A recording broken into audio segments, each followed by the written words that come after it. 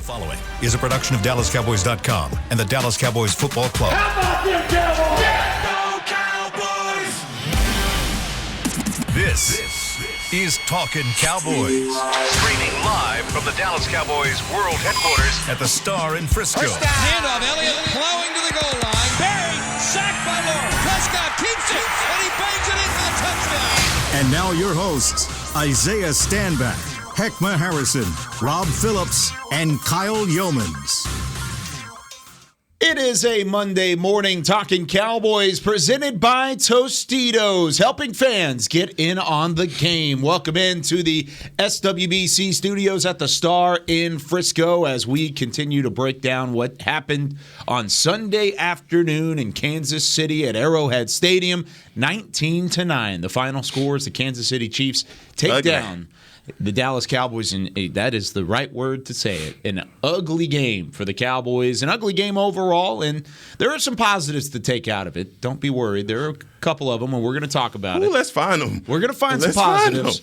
But the offense just basically didn't pick up the defense, and that's where we're going to talk about throughout the course of the day. Heckma Harrison, Isaiah Stanback, Rob Phillips. We've got Chris Beam in the back. As always, I'm Kyle Yeomans. And, Rob, where do we start? I mean, an atmosphere like Arrowhead Stadium, you were out there, you were on the sideline, it was bumping, and it really just looked like the Cowboys weren't ready for the bigger lights. Yeah, that was the show rundown. A little bit. Was the moment too big, right? Yep. I don't know if I can dispute that because they lost. They put up 9 points and were not competitive enough to win that game against a team that's been the class of the NFL for the last 3 years. So, fine. But I think from a media perspective, I think that's a nice little bow to put on a game where a lot of factors led to that result. Whether it was guys missing, no excuses, but it was a factor in the game. And they didn't give themselves enough of a chance to win that game either. They came out and played a sloppy game, and you can't do that against Pat Mahomes and the Chiefs, who, by the way, they played some sloppiness too and beat themselves in some regard. But I think that's a convenient way to tie it all together. The fact is they got outplayed. They missed some guys that would have helped, and they didn't do enough to prevent beating themselves in this game. And you can't do that against the Chiefs on the road. Isaiah? We talked about it all week. We talked about the environment. We talked about, how you can't make mistakes. You can't make things more difficult. You can't give Mahomes more opportunities. To Rob's point, I do agree. I don't think that they were up for it. I think that they tried. I really do think they tried. I think they tried their best, but ultimately mistakes happen. Opportunities weren't taken advantage of. They didn't take advantage of the fact that Kansas City wasn't playing very well either. They were dropping balls left and right. And when you have all those things, when you have those opportunities, you have to seize them. You have to seize them, especially when you're in an environment as crazy as that one. I mean, you got Kansas City over there dancing and swag surfing and doing the gritty and everything else, and you don't find a way. I think there was definitely some bright moments. Heckma's boy, the boom or whatever you called him, the bazooka was out there. The bazooka was out. He was balling. I feel like individuals like that stepped up. I feel like they like the environment. They like the heightened sense of urgency. I think some guys respond well to that, but a lot of our guys did not. Pissed off over here, guys. Hotter than a chunk of sun. Sweating. Hotter than a chunk of sun. I've never heard of that. A Meteor Man reference right there? I don't know. But that's how hot I am. The thing that I have a problem with, obviously it was an ugly game from the beginning. That's, you don't have – Stevie Wonder could see that. We could not get anything going at all. What I have a problem – the biggest thing that I have a problem with, and you sent this to us and says, is the moment too big for this team? I have a problem with them not being ready for these games. The first series is where they're kind of like they're just kind of sleepwalking through this.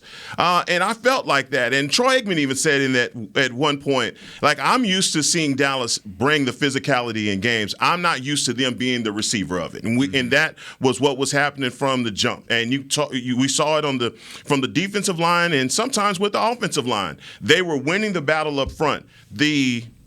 The defense responded. They woke up, and they started to take the battle to Kansas City. But, talking about them being the class of the league and what they've done, I think we respected them way too much. We saw situations with Hill where, man, it was maybe guys were freelancing and thinking that Mahomes was going to go to Hill in certain instances. And I'm only thinking about that Pringle pass where it's like 37 yards. And Tyreek just cleared out the whole side just by being there. Yeah. And I understand, like, you watch film all week and you're honing in on number 10 and you're telling yourself, we cannot get beat and let this guy get behind us. But a lot of times, again, especially in that first series or that first quarter, I just think they were showing too much respect. There were blown coverages. Defensively, I thought that Dan Quinn was just giving up way too much to not sacrifice. He obviously didn't want to give up the big play.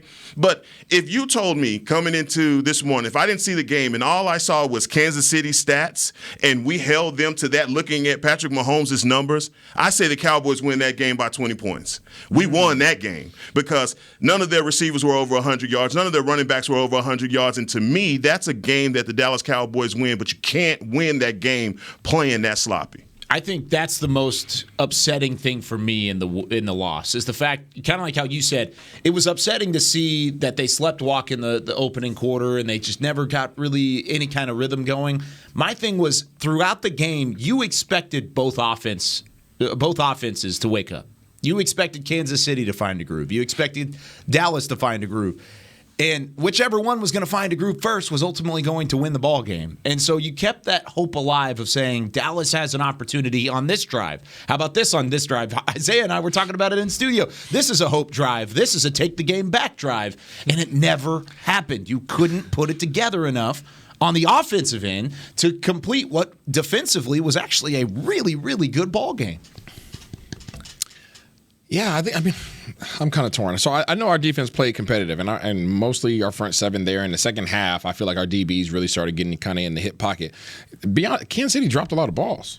In my opinion. So I feel like the way that we were ineffective offensively for the most part, I feel like Kansas City was equally ineffective. But we talked about how you can't get behind Kansas City. You cannot get behind. And we started the game out with a 3-and-out. Yep. You started out with a miss, almost should have been a touchdown probably, and you missed a drop pass on third down. You can't start like that. And then you give the ball right back to Kansas City, and they go 9 plays, 86 yards, and run a doggone draw play with Kelsey. That's how the game started. That's how it started in that environment. And you expect to try to come back from that? That's unrealistic. Yeah, and to Heck's point, like Mike McCarthy said it, the speed, it took them a little while to get going. So you can argue that part of it they weren't into the game early enough in the game. And I thought, and Micah Parsons spoke to this defensively, it looked like Kansas City, their first 15 plays, they had some stuff in the bag and it was working. I thought they did a nice job of adapting. I think, look, the strength of this team has been the offense for 10 games. No Tyron Smith again. They plug in a new left guard. That didn't work. It's not all on Connor McGovern, but they did not win the line of scrimmage. And that was the same problem against Denver. Couldn't win the line of scrimmage. And then you factor Amari Cooper not being in there. I don't know if people made enough of that. Because, look, they've dealt without Michael Gallup for several games. But Amari Cooper would have been very nice in this game as a possession receiver. That's why he was my DraftKings guy on Friday. to kind of just settle down and get those little 8-yard gains, move the chains, take away some coverage. Because, look, CeeDee Lamb was bracketed the entire game, it seemed like. That was a big factor in the game. Because that's usually on It's usually Amari Coops. Cooper. Yeah. And I'm not making excuses. I'm just saying, just watching the game, those two things were a factor against a Kansas City defense that, man, they're coming on. The month of November, they've given up an average of 11 points a game. So, and Chris Jones wrecked the game. No question about it up front. Went right at that interior line that is young and is inexperienced. Terrence Steele, Connor McGovern, and Tyler Biadasz is still a young guy, too. But he picked on Martin, too. He got a sack on Martin. Was it a sack on Martin? It was a sack on Martin. Disrespected him. He's that good. Now, who was the biggest missing piece on the offensive side? Was it Amari Cooper or was it Tyron Smith? Because both of those guys, when we recorded this game or the show on Friday, we thought both of those guys were going to be available. We had no idea Amari Cooper was going on the COVID list. We had no idea that Tyron Smith was going to be held out. We had all the indications going into it that it was thumbs up, thumbs up, thumbs up, and then he was going to be ready. We knew there was a chance of no Tyron Smith. But, yeah, because I've said, like, they have to figure out how to manage him over this stretch. Yeah. So they ultimately decided, look, trying to play him Sunday and then turn around and play him Thursday was going to be tough. No. So I think he's got a chance to play Thursday, but they, I don't know I think that it was both a problem, Tyron all day long. If you can't block, if you can't run block, if you can't pass block, you can't run offense. So nothing starts unless you have that shored up. So I believe that Tyron obviously having that line shored up, and it didn't matter, right? We just talked about it. Chris Jones, he had 3.5. He really had 4 sacks. His boy kind of jumped in on that last one, but he picked on each one of our linemen. I think the only person that he didn't pick on was Collins. Everybody else gave up a sack versus him. Yeah. He just went down the line. Eeny, meeny, miny, mo. He didn't care. He was going he's like, whatever, you guys want to make an excuse about this one, I'll take this guy on. Mm-hmm. So obviously he would have helped out substantially because we couldn't get anything going on the ground, and we talked about how important that was in terms of ball possession. Kansas City wins most of their ball games by having the ball for 30 minutes. They don't need it a whole lot. They had the ball for 30 minutes. Mm-hmm. So, there were certain things that we did well in terms of the third down percentage, but there's other aspects that, again, we just can't allow, and they took advantage. Now, I agree with you on that, P. I just feel like there was so much about this game. We were out of whack for a lot of it. And, look, let's not give – because no one is going to take any of our excuses. Nope. And they didn't make any. I get you can say I'm making for them, but no. I'm just looking at the game and saying they could have used this, they could have used this, and that's why they lost. Yeah. I mean, that's a big reason why they lost. No, and offensive line wise, they've got to. Coach Philbin, I'm sure they're going over the film and they're looking at this because they got whooped. And this is one of those games that you go back and you say, man, we got manhandled, and Chris Jones was a big part of it. I agree with you. Tyron Smith would have made a tremendous difference in this game simply because Dak would have had more time. I've been talking about Dak in this MVP race the whole time. Time of possession, getting the ball out of his hands, being quick strike. He had none of that at his disposal. Guys are dropping balls. Noah Brown is someone that we depend on heavily in special teams and come in for spot duty. We needed him to make certain calls. Catches. Cedric Wilson, same. We needed catches from our guys. We didn't get him. Even with Michael Gallup on one of those catches, it hits him in the hands. Guys come underneath him again. Defensively, made a great closeout on the ball, but Mike got to come down with that. And just going back to a holding penalty on Terrence Steele that was to the Schwarzenegger. He's there. He catches the ball, and then it's negated by a holding penalty. It's just little things like that when you get momentum going in the game and then you shoot yourself in the foot. I mean, look, we can dissect it all we want to, but those are things that we can talk about the moment being too big and that, but anytime you get momentum going and then a flag negates it, or look, Michael Parsons is close to blocking the punt, man, that would have been big for us. Jerron Curse on the interception, he's able to take that to the house. Those are momentum change, mojo moments. We needed a mojo moment. We just didn't get it. Thinking back, I think every receiver had a drop. For the most part. Sid had a drop. Yeah. CD had a drop. Yep.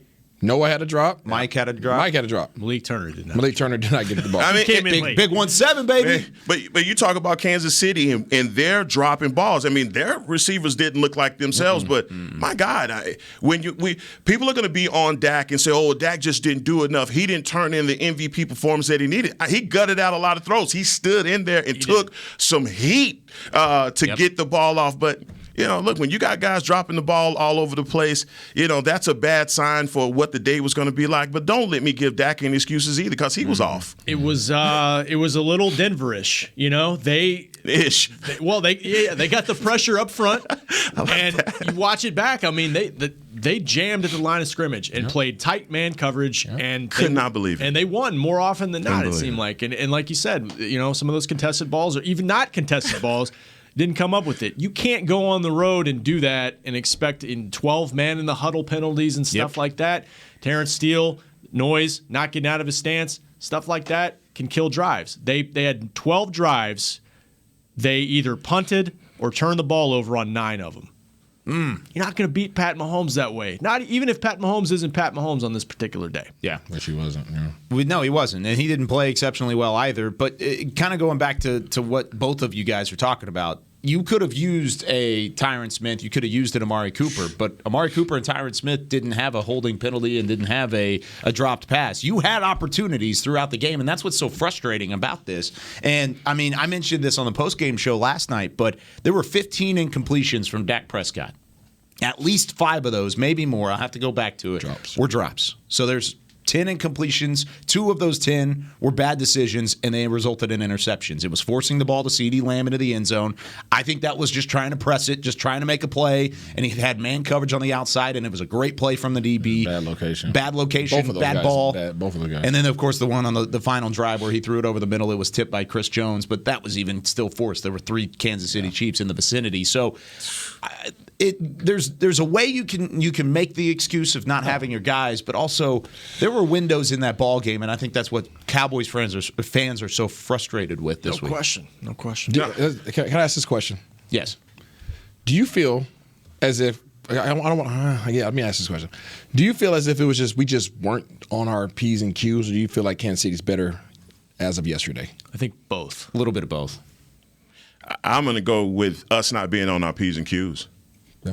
That's the way that we started. If you don't have those accuracy issues, Dak is able to deliver that pass to Michael Gallup. I think you needed a score in this to keep this game on our side. I don't think Kansas City did anything to us. All of the pass coverage, miscues, things like that, those were all self-inflicted things that we could not get corrected. Finally, when we did, you saw the momentum shift right after the half when they got the ball. Jaron Kearse gets that interception. We needed that. Those are just certain things that happen within the game. And so, look, I would love to come here, and if they just kicked our butt, hey, man, that's the butt. We got a butt kicking. We got that from Denver. I just don't feel like this in this game. I just feel like we missed opportunities. And I feel the opposite. I feel as if they did get their butt kicked because there was never a point in the game where you felt like Dallas had control.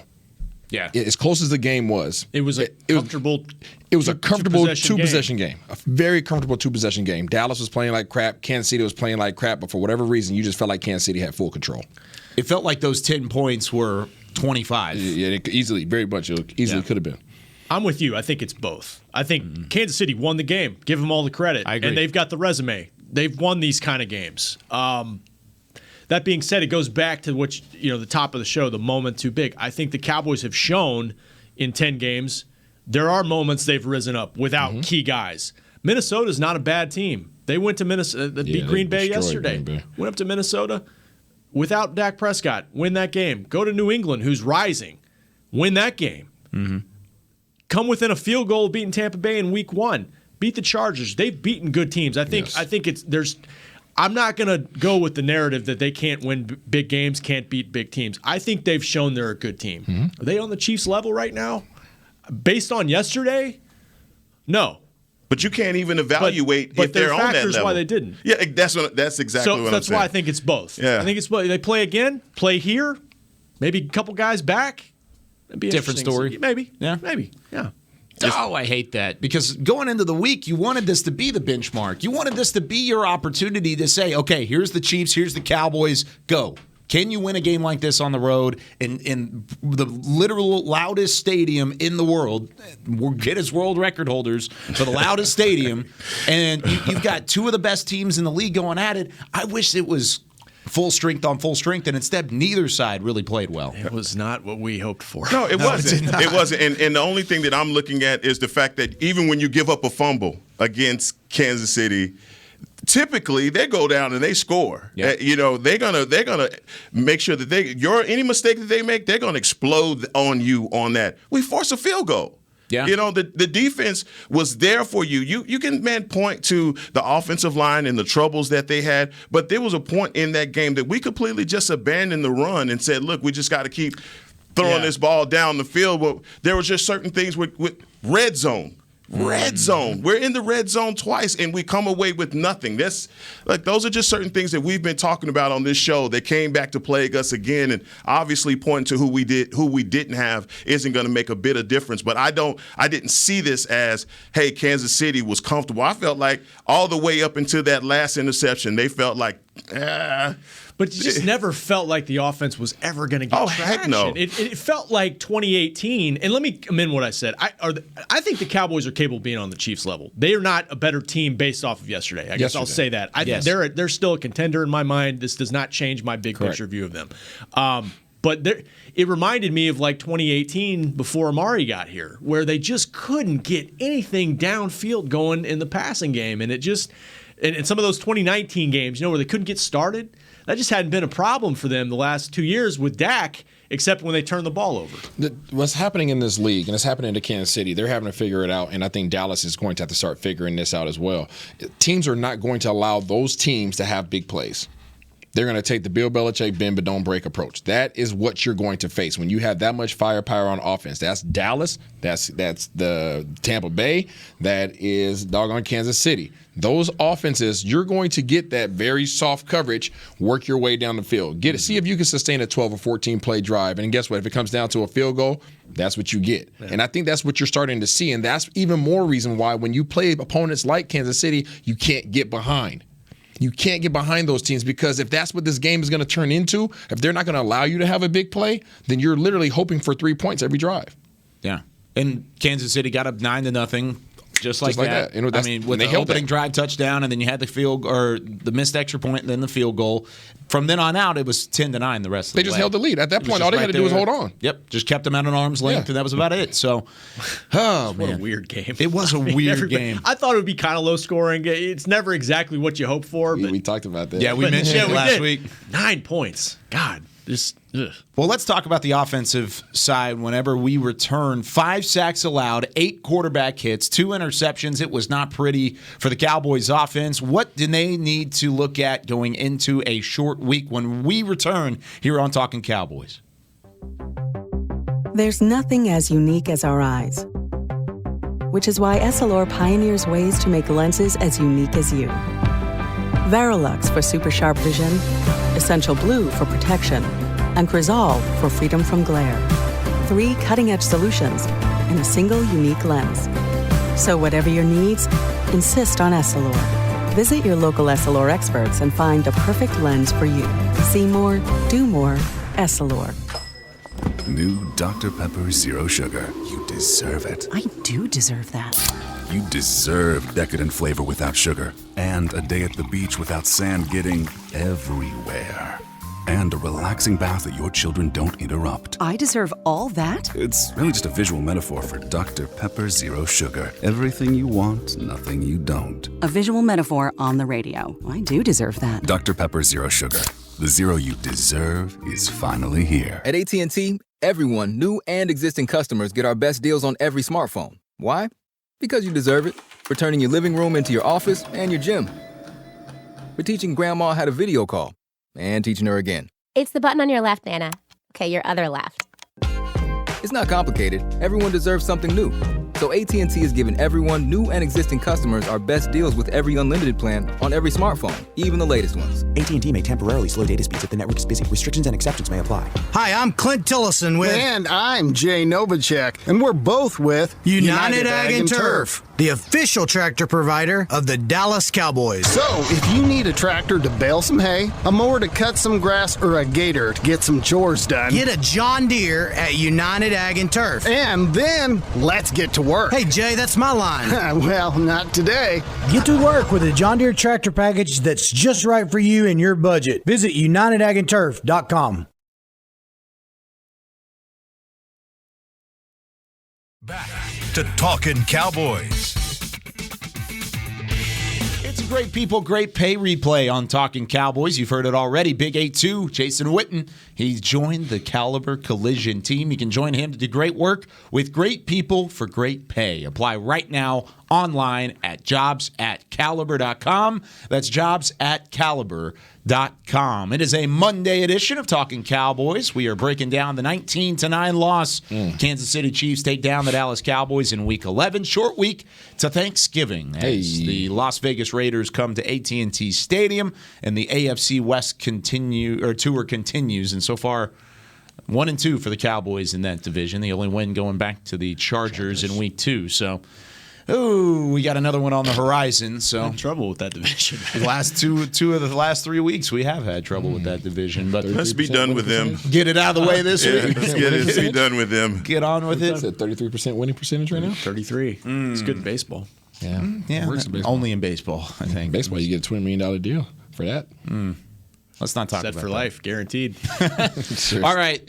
What happened offensively? We just talked about it a little bit in terms of the numbers and some of the feeling around not getting off the ground from an offensive standpoint. But did it start up front? Was the struggles straight up to the offensive line, or was there more factors going into it in terms of just not being able to have any rhythm on offense? More factors. More factors. Go back to the first series. Okay. What did the offensive line do wrong in the first series? I'm not sure. Nothing in those first 3 plays. Had a missed stop in the passing game. Missed big play. Yep. Mm-hmm. That was just an overthrow. Okay. Drop ball. All right. And go punt. They didn't do anything wrong in that first series. That first series had zero to do with our offensive line not playing up to their potential. Now, beyond that point, so you already have a bad pass in there. You already have a drop pass in there. Now you can't establish a line of scrimmage on the ground or being able to block so that we can pass. All those things start compounding. Everybody had a role in it. We got offensive linemen not being able to get off the snap. We got freaking Schultzenegger out there whiffing on screen plays. I mean, everybody had a role in this. I think everybody can go out there circling and say, what the heck was I doing? What the heck was I doing? Offensive line, what the heck were you doing? Dak, what the heck were you doing? Bad location on balls. There was 2 interceptions out there. It was bad locations. Sure. Dak. The one to Noah Brown, bad location. The one to CD, terrible location. Right? So ball location plays a part of it. Can he set his feet? Or maybe he was having bad location because he didn't feel confident setting his feet because of the lack of blocking up front. Everything plays a part, and that's why football is such an amazing sport, simply because of the fact that it requires everybody doing their job in order for somebody to be successful. No, I just think his launching point for Dak changed because of the pressure that Chris Jones was putting on him. But you're right. I mean, that initial drive, I think that everything just kind of was predicated on that from the beginning. Our offensive line is.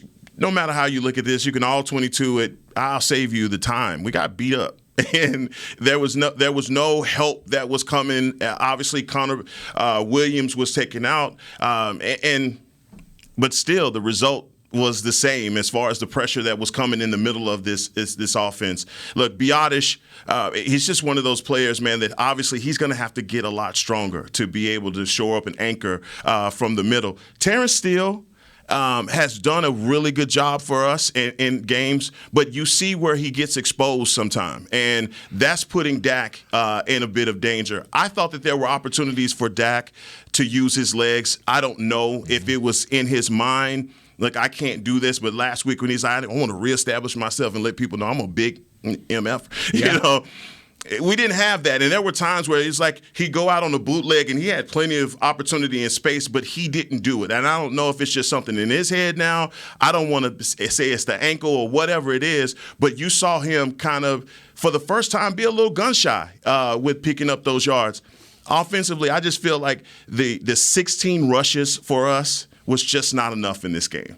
We needed to continue to try to establish that. And even with Chris Jones and what was happening up front, I think we were having some success, and we just said, you know what? We're at the point now where we're down by 10, and if we don't start trying to throw this ball all around, there's no way that we're going to get back in this game. And we became one-sided, one-dimensional. I agree. Tony Pollard hit some runs in this game. Yep. But Zeke was banged up again, playing through, I think, that knee nasty issue that he's been kind of managing. So short week for him. He thinks he'll be okay. I just go, Isaiah is right. I mean, there's a lot of factors, but I'm with Heck on, I think the biggest thing for me is up front. And Zach Martin spoke to this last night. Like, it's across the board. You know, he said, I don't know if you can argue that they were more physical than us up front. And that was the factor in the Denver game. Yep. You know, and they, I'll say it again. I mean, they're young on this left side of the offensive line in this game, and you know, the timing of moving Connor McGovern into the starting lineup to me is interesting. I mean, going to Arrowhead against this resurgent Chiefs defense, I wonder if they thought early in the week they'd have Tyron, and they wound up not having Tyron in this game because you're awfully young and you're awfully inexperienced, and I think that both good young players, but that's a tough matchup, man, and the Chiefs went right after it. And this is normally a question I think I would save for later in the week, but since we only have 3 shows prior to the Raiders game, I want to ask it today. But do you like that decision? Did you think that was the right decision of putting Connor McGovern over the top of Connor Williams? Because whether or not it's a fair question, it's a question that's going going to be answered because of the result that was on the field. I'm not in the business of telling Coach Philbin what to do. He's been around for 172 years, so he knows exactly what he's doing in that. Just about approximate value, give or take 6 months. He knows he's a smart dude, and he knows exactly how to get these guys together. We haven't questioned his decision making over these last 2 years. Somehow, some way, he patched together an offensive line to get through last season. I think he knows what he's doing. I don't think that either one of the guys would have had success. Let's be very clear on that. Yes. I don't think either one. I don't care which other Connor. You could have put both Connor Bros out there, and I think Chris Jones still would have did what he did. Both of them out there. Six offensive linemen. They're just outmatched. They're just outmatched. I mean, it's reality. They're outmatched. That dude's bigger than them. He's stronger than them. He's longer than them. What do you expect to happen? Well, next week they got another bigger, stronger guy. And then the week after that, it's going to be another bigger, stronger guy. And there's the thing, like we talk about blueprints. What a team's going to do with their blueprint. I'm going to put my defensive end right here in the middle. Copy paste. Yeah, I'm going to do that worked. And then I could go man on the outside in situations. So, I look, Connor Williams, Connor McGovern, Conan the Barbarian. No, he would have been the same thing. Because Chris Jones is coming. Can we honestly say the Raiders are more aggressive on that defensive front than what we just faced? Yes, you are. We'll get to that tomorrow, sure. No, but offensive line wise, and someone just said something about the receivers, like, man, whiffing on blocks, and man, it was just so much of that going on that we're not used to seeing our offensive, especially our wide receivers, not blocking for one another. We were trying to get that screen game going, and man, it's just it seemed like Kansas City was reading that. Those are pride plays, man. Those are pride plays. We were watching the game, and I told BC, I said that was one of my roles when I was playing in New England. My job was to clear things out for Moss, and the other one was when we run these screen plays, the Welker, block your tail off, and that's a pride play. You're not getting the ball. Right, you're not going to be a hero if this thing breaks out. Your job is to go out there and take some heat off of your boy. And whenever I see guys out there just kind of they got us. Like, that's BS to me. Yeah, that's I don't want to call somebody individually a punk, but that's when I look at it. That's what I feel. I feel like you don't care enough about your brother to keep the heat up off him. And even if I do make a bad play and they get you right, I'm be the first person to snatch them up off you, because guess what? That's on me. Are you intentionally leaving the name out of this conversation? It wasn't just one guy. Okay, because I remember one specific guy that I agreed with you completely on, because he was being a punk a little bit yesterday. Yeah. Well, Big 86 is we're passing him around. This big Schultz. Guy. All right. Yeah. Dalton Schultz. He did not have a great game to me. Yes, he caught 6 passes, but man, he missed on multiple blocks. And those are just pride plays. Those are pride plays. I don't question the effort on some of these guys, but sometimes if somebody's coming to hit one of y'all, I've got you. You know what I mean? I got you. And then guess what? And if I take a wrong step and they happen to make a hell of a play, get off them. I got you. That's on me. I'm going to be the first one to come up there. That's on me. It won't happen again. Promise you. Yeah, that's all a good point. Again, it goes back to it's more than just one thing, and I'm not questioning the coaching staff. They felt like they had to make a decision at left guard. Yeah, I mean, and I think going into that environment, the penalties Connor Williams has had, the way Connor McGovern has played, they felt like he could do it, and it wasn't just him, but. Give the Chiefs credit. They got Melvin Ingram in here. Yep. It's completed this defensive front where now Chris Jones is just balling a monster in the middle of their defensive line, and all of a sudden now this is looking like a complete team in the AFC. Yep. No, that's exactly what I was going to say. Give Steve Spagnuolo, the defensive coordinator, credit, because I didn't see this same Kansas City team in any of when we went through film. I just didn't see this in the evaluation. They showed up, they went through the monster machine, and they came out monsters in Kansas City. Their ability to press us up front and relegate 8, 9 in the box and not worry about what's behind them, to me, I think was either genius or you are daring us to burn you down. We just didn't have the time to do it. They did. I think they said, look, beat us through the air. And Dak, what was the ESPN stat? How long, when he finally completed a pass over 10 yards? It was ridiculous. They couldn't get anything down the field. That's what we're going to face. So that's what I'm talking about. That's what I'm alluding to when I say that we're going to face those type of defenses, because that's the blueprint. And please believe the Raiders are going to do the same thing. They think that their guys up front are better than our guys up front. So what are you going to do? I'm going to back up. I'm going to press you with my corners and my DBs and my safeties. I'm playing them deep. You're not going to get a big play over the top. I guarantee you, my guys up front will get to your quarterback before you guys can get past this 10-yard mark. I give them credit. For that's gutsy, and especially Steve Spagnuolo. Boy, it ain't hard to be a good DC when Amari Cooper is out and now CD's out. I got a bunch of guys I can really, really press y'all now. So that's what we're going to face. So whatever that blueprint is, look, it's Gus Bradley, huh? Just know, over the next couple of weeks, once we start getting our players back, hey, we're going to be able to attack us with that same thing. Right. Keep doing that. One more thing on that, because we know Amari's he's not going to be available for this game. Yep. Based on the COVID protocols, but I wouldn't necessarily rule out CD for Thursday. Why do you say that?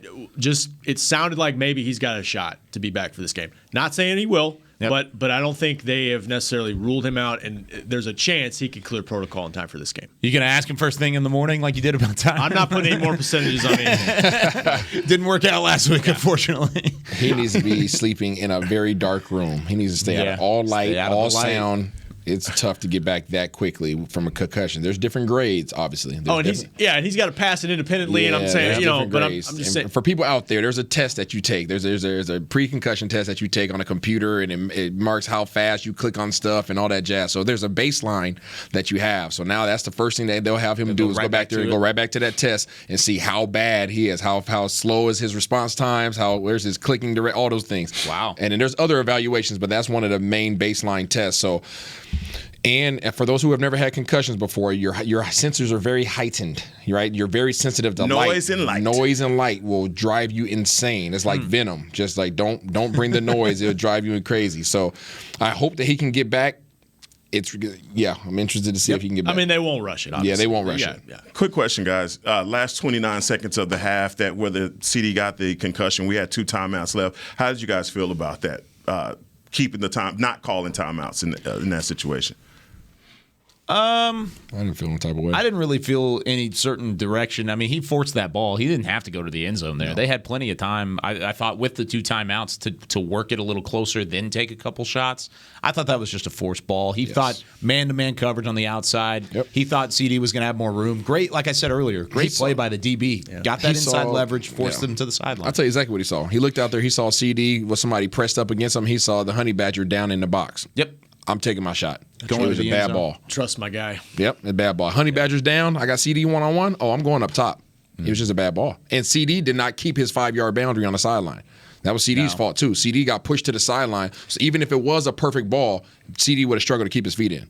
You want to see him milk it, though, a little bit more. I do. Yeah. And I think, we have been attack. There's just certain situations, man, you got to rein it in, especially when you're not getting any scores. Your offense has been struggling. Don't force anything. Mm-hmm. You got 2 timeouts. You got an opportunity to call 2 plays. Yeah. Why not do it? The worst that can happen is you come away with a field goal. What you could not have happened is you get nothing and you give them the ball back. Which is exactly what happened. I'm doing a segment later today that's game-altering plays. That was the game-altering play for me. That's 100% what it's going to be. By the way, I wanted to look this up. A little look ahead to later in the week, I should say. How about the front 7 for the Raiders? If we thought Kansas City got some pressure. Don't do this. Crosby, highest-rated player on PFF as an edge rusher. He's good. He's very good. Hankins up front, Jefferson up front, and got Guakwe up front. Who's that guy? Yeah, he's pretty good. Yannick. And then you've got KJ Wright in the second level as well. Oh, that guy. Isaiah knows him. Huh. Yeah, Isaiah knows that guy. And Coach Quinn knows Gus Bradley. Yes, he does. All right, let's take a step aside. Let's take a deep breath, and then we're going to talk about some of the positives. And they're all pretty much on the defensive side of the football. When we return here on Talkin' Cowboys. Want to use what the pros use? How about the official men's skincare brand of the Dallas Cowboys, Jack Black? Right now, you can get the Jack Black Starter, a curated collection of Cowboys locker room favorites for just $10 with free shipping. The starter includes 4 Jack Black skincare favorites, plus a full-sized intense therapy lip balm. Go to getjackblack.com/Cowboys and use the code word TEAMJB. That's getjackblack.com/Cowboys. The Jack Black Starter, $10, free shipping. At AT&T, everyone, new and existing customers, get our best deals on every smartphone. Why? Because you deserve it. For turning your living room into your office and your gym. For teaching grandma how to video call and teaching her again. It's the button on your left, Nana. Okay, your other left. It's not complicated. Everyone deserves something new.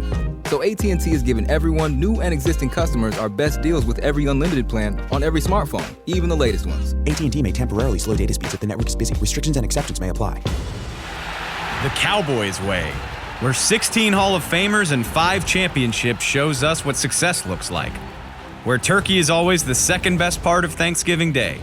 Where we are all defined by one single thing, the star. Where we as fans know it's our job to keep the tradition going. Bank of America is proud to be the official bank of the Dallas Cowboys and to support the quest of living life the Cowboys way. Copyright 2020, Bank of America Corporation. Before there was a draft, you could size up a cowboy by 3 simple factors: the crease in his hat, the bend of his brim, and his unbending attitude. A man Stetson didn't just protect him from what life threw at him, it projected a rugged, unstoppable spirit. Stetson hats are still American-made with pride right here in Texas. They're still the unofficial crown of all self-respecting cowboys. And Stetson is proud to be on the field with America's team. Find a retailer nearest you at stetson.com/cowboys. Back to Talkin' Cowboys.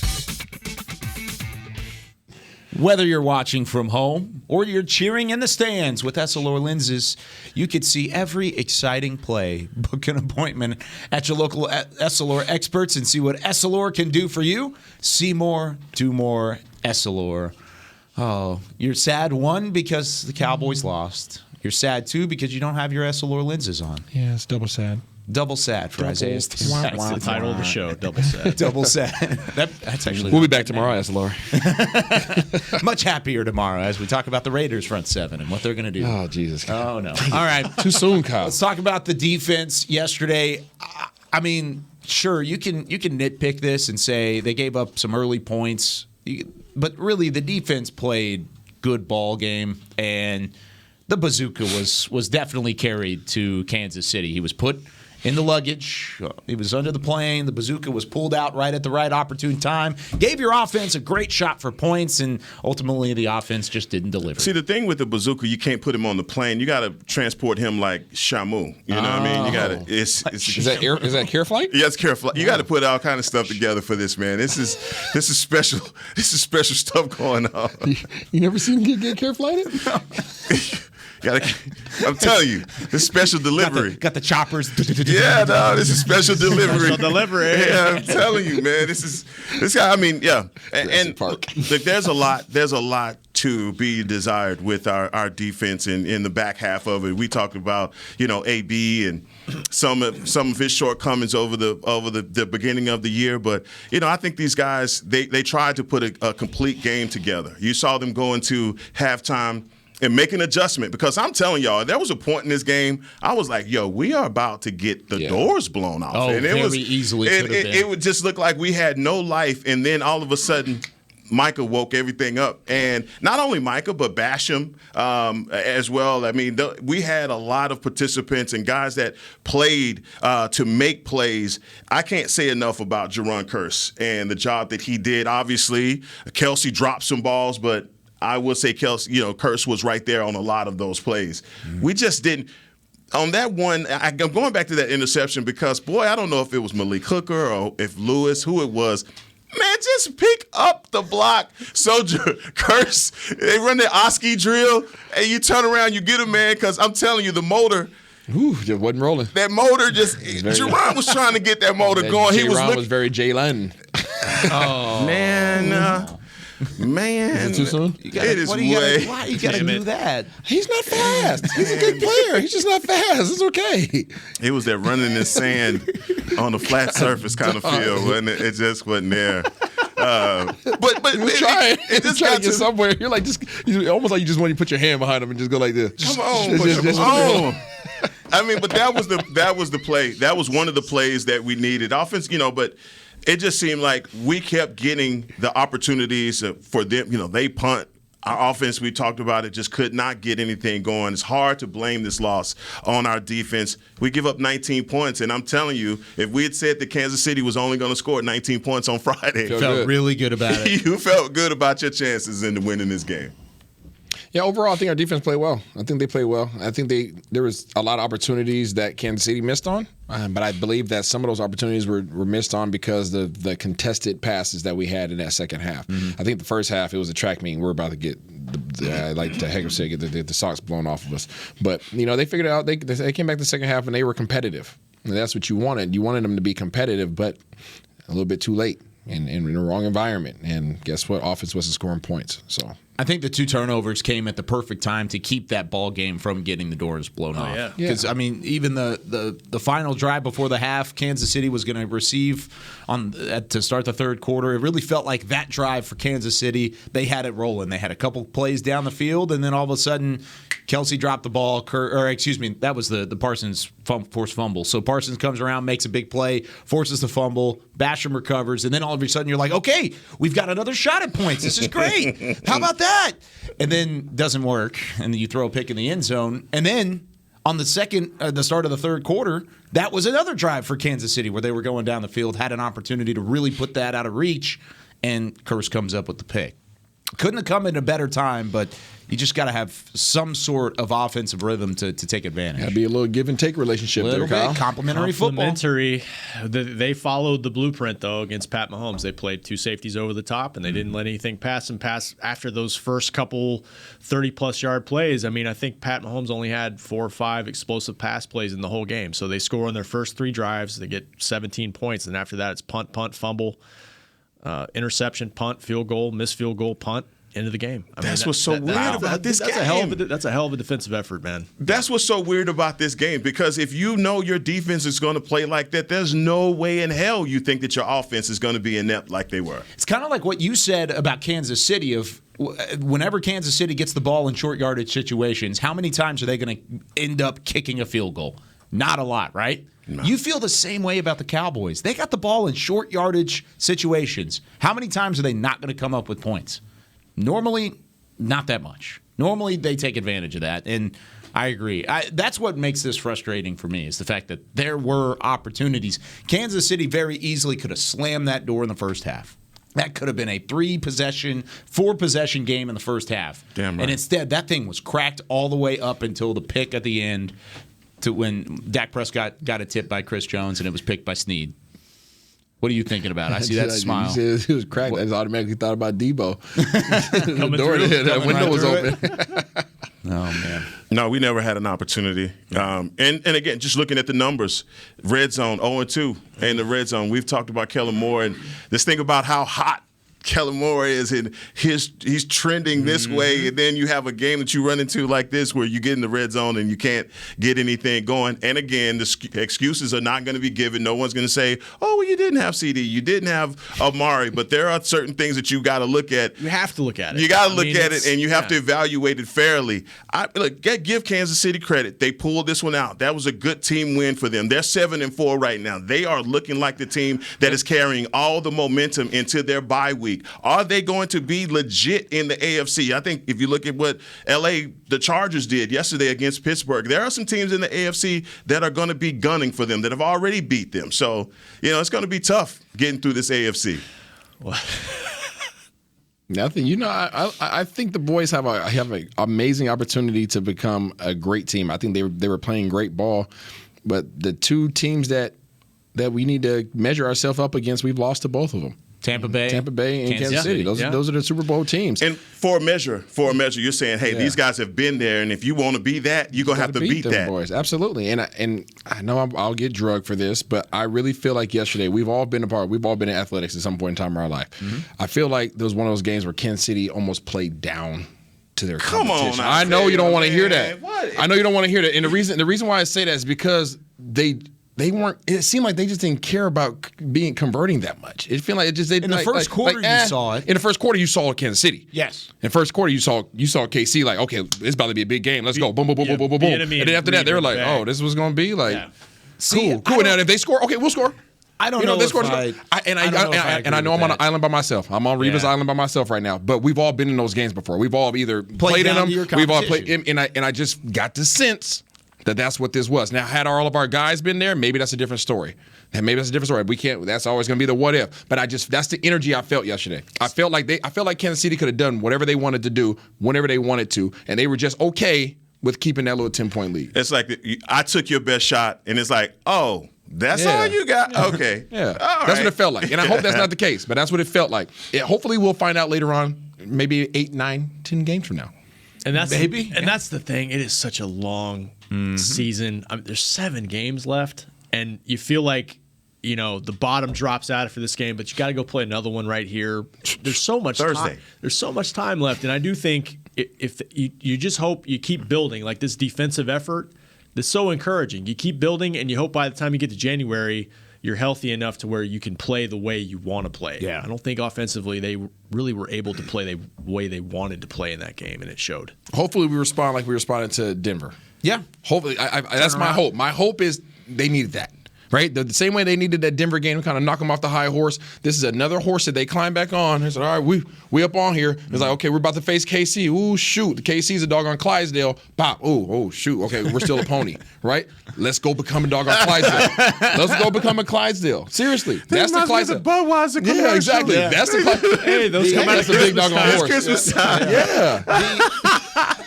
I agree with you in that sense because the Denver game reminded you that this is the NFL and there are no off weeks in the NFL. Absolutely. This game reminded you that if you want to get to a Super Bowl, if you want to make a run in the playoffs, those are those guys. You got a ways to go. And good thing is there's a ways to go till you get to that point. And we're not at full strength. Like Rob said earlier, this game should not temper your expectations. No. It gives you a benchmark. It's what it serves as. It's what we talked about going into the week. It's midterms. You win this game, you shouldn't have tempered your expectations. Yeah. It would have been great. But you can say, okay, we're a lot closer than we thought. It's a midterm. That's a great way to put it. Yeah. Still time I'm a pony. Yeah. Hey, Still time to grow into a Clydesdale and get the pretty hair on the hooves. There's some nice sized horses out there until they see a Clydesdale, and then they're like, crap, what am I? I'm a pony. I'm a pony. Can we I want to take like all of these and make it into a drop. All right, that's a great way to end it here on Talking Cowboys. Unbelievable. We'll be back tomorrow with some Talkin' Tuesday. We're going to take your phone calls, 888-855-2297. Be sure to give us a call. For Chris Beam in the back, for Rob Phillips, Isaiah Stanback, Heckma Harrison, I'm Kyle Yeomans. See you tomorrow on Talking Cowboys. This has been a production of DallasCowboys.com and the Dallas Cowboys Football Club. How about this, Cowboys?